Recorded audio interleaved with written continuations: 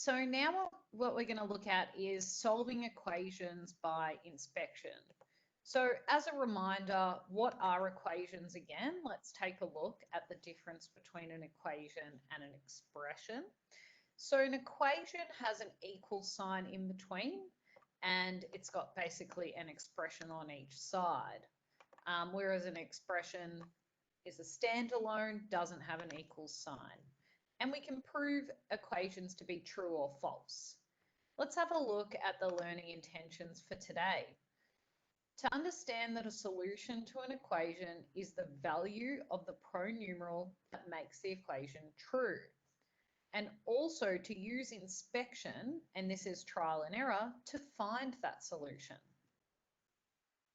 So there's a couple of important points, and I want you to get a few of these down in your book.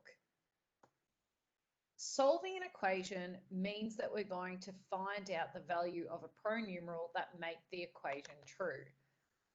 I'm going to highlight that with an example straight up. Let's say that we have x plus 4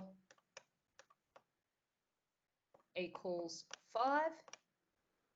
So to solve this equation, you need to find the value of any pronumeral. So in this case, the pronumeral is x because it's a letter that stands for a number that make the equation true. So we're going to use trial and error.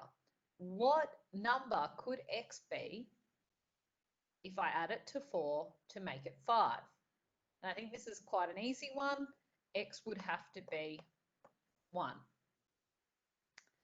So these pronumerals are called unknowns, okay? And the values are called solutions to the equation. So that's the actual number 1 here, that's the solution.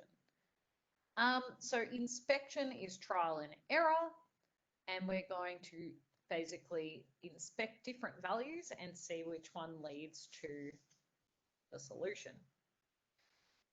Let's give this a go. So solve each of the following equations by inspection. Let's have a look. So in the first one, we have the letter C. So we have the pronumeral C. Plus 12 equals 30. Now there's a couple of ways you can do it. You can go, all right, I know that it's going to have to be something, you know, higher than 15. And then hopefully you know that it's 18 plus 12 will equal 30. That's just demonstrating a little bit of trial and error. What you could do is look at the reverse operation. So see how it says C plus 12 equals 30.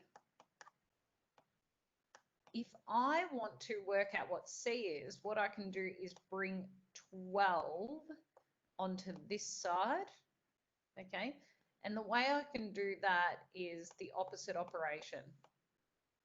So I can subtract 12 from this side, but I'll also have to subtract 12 from that side to keep the expressions equivalent.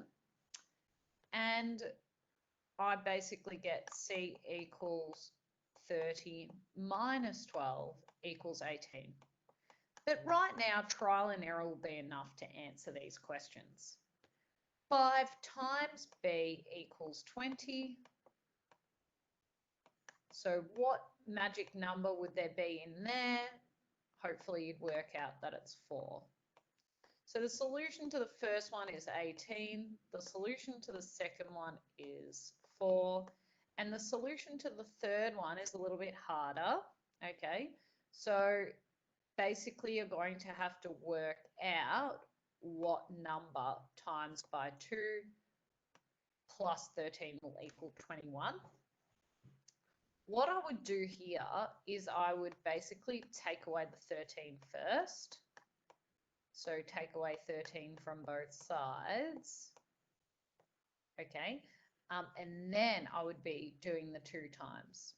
So if we take away 10 from 21, we get 11. If we take away another 3, we get 8. So 8 equals 2x. And that means 2 times a particular number must equal 8. So 2 times 4 just makes it a little bit easier, equals 8. So therefore, the pronumeral equals 4. So hopefully we've got the right answers for those, and I don't have answers on there. But that was a quick sort of video. Now, just answer these questions or attempt the extension. I dare you.